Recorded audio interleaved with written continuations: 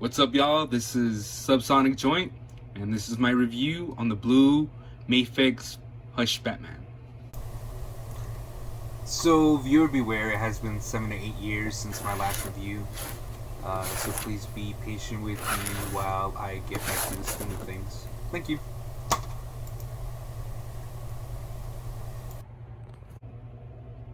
Okay, let's take a look at the articulation. Start at the head. It does look up fairly well. Looks down even better. It's at a swivel or a ball peg, so you can make a 360. And then also the neck articulates, so once you push it down, then you have a little further movement to look further down. Also up. And then if you take a look at the shoulder, he does have those, I don't even know what to call them, sections right here on the ball of the shoulder. The hand goes up pretty high, does go 360. There's also a bicep cut. There's a double articulation on the elbow, which does a pretty good range of motion. The hand does come in and out, and of course it swivels all the way around. Take a look at the chest. Chest has that diaphragm in the middle, so you can do an ab crunch. And of course the abs are connected to the rib cage. It does have that swivel, so you can turn it around. And then there's a swivel at the waist, so you can turn there as well. It won't go all the way. It seems to have stopped right there. I don't want to force it. So maybe the mechanics of inside the figure won't let you do that. The belt is fairly soft and it won't hinder the articulation too much. The legs do have that pull-out method that a lot of MAFEX have. So if you can tell, you pull it up, it has a further range of motion. It's a ball joint, so it does shift in, shift out, kick fairly high, double jointed knees. He can kick his own butt. Well, he goes a little higher than his butt, so he can kick his back without a problem. There is no thigh cut, so won't swivel there. And then of course he has a hinge at the bottom of his feet, and he has a pivot. He also has a toe articulation. Okay, let's talk about the accessories. MAFEX did put 6 extra sets of hands, 2 head sculpts that are alternative to the one he has already, and 2 types of Batman batarangs each. Okay, so Batman does come with 2 closed fists.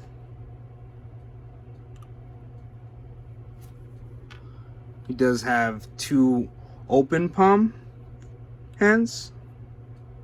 They both have different finger movements. And then he has smaller or closed hands, a little more relaxed look. And he does have 2 hands with the grappling gun on each hand, so you can swing from whatever side he's on. He does have 2 fists with a small hole, and that's to hold your batarang, and they fit pretty snug. So here's those. He has the battle ready batarangs, which hold 4 batarangs in his hand, which is pretty cool. They usually have 3. They put 4 on this one. And then he has grip hands, so you hold a gun or whatever gadget Batman might have. He also comes with 2 sets of each batarang. This is the first kind of batarang, and this is the second type of batarang. They're all painted silver very nicely. Detail's not all great, but it does work. It is feasible, at least in a comic book setting. There's also this grapple hook. The wire is fairly fragile, so you guys want to be careful with that. And it's pretty long, but it is very fragile. It almost feels like a lead pencil refill. And then there's also the smaller version of that, and it does port into the bat hook. There's a hole, and plug it in. And there it is.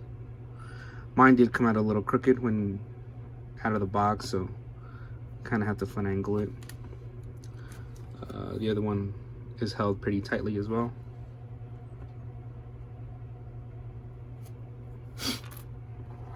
And then it does have the Bruce Wayne sculpt, which it's not great. He looks a little old for me, but it does work. It's better than most of the other sculpts that I've seen. And then of course he has that grimming or angry Batman face sculpt. Now for the head swaps, it is pretty easy to remove the neck piece. You can tell it's two pieces, and put on the Bruce Wayne hand, and that fits on there pretty snug. It does look up pretty good, but it does fall off pretty easily. So it does look up, it does look down. You just got to be careful because everyone has issues with this peg right here in the middle. It's very small and very fragile. To switch the alternate head, Batman head, you have to hold the neck with your thumb and then try to pull it.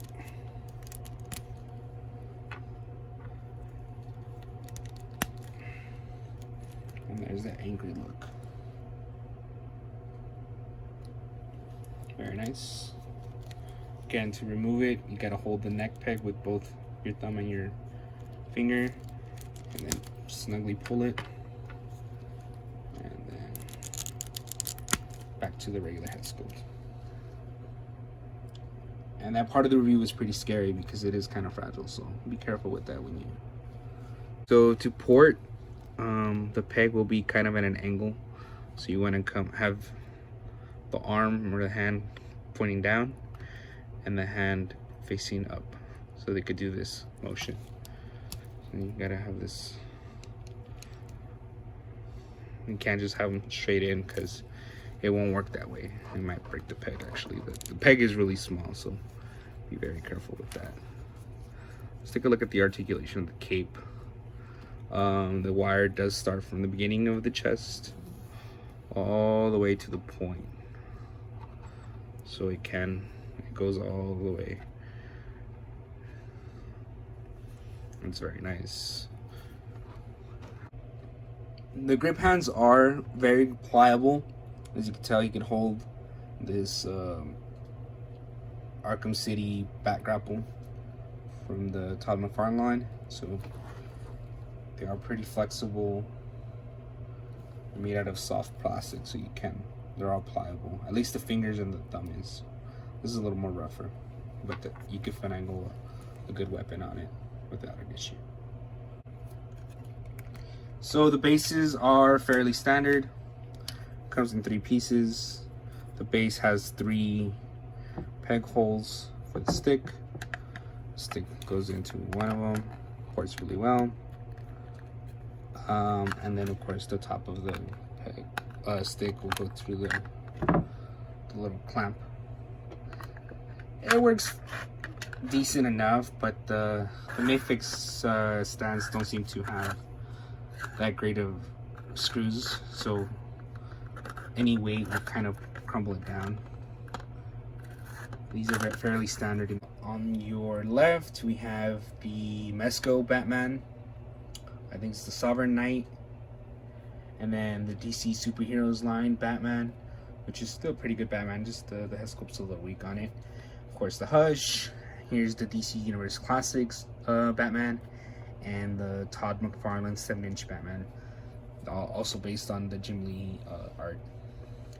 There's the size comparison. You can tell he is smaller than most of the other figures. And here we have more comparisons. We have a Four Horsemen Mythic Legions elf, articulated icons ninja, a Duke from the G.I. Joe Classics line, and a Captain America from the Marvel Legends line. Overall, he fits fairly well with the first four, or for the first three figures, but I think he might be a little smaller for the Marvel Legends scale. And here's my final comparison. Here's Batman next to the DC Universe Classics Joker, which is by far my favorite Joker still to this day. And there you go.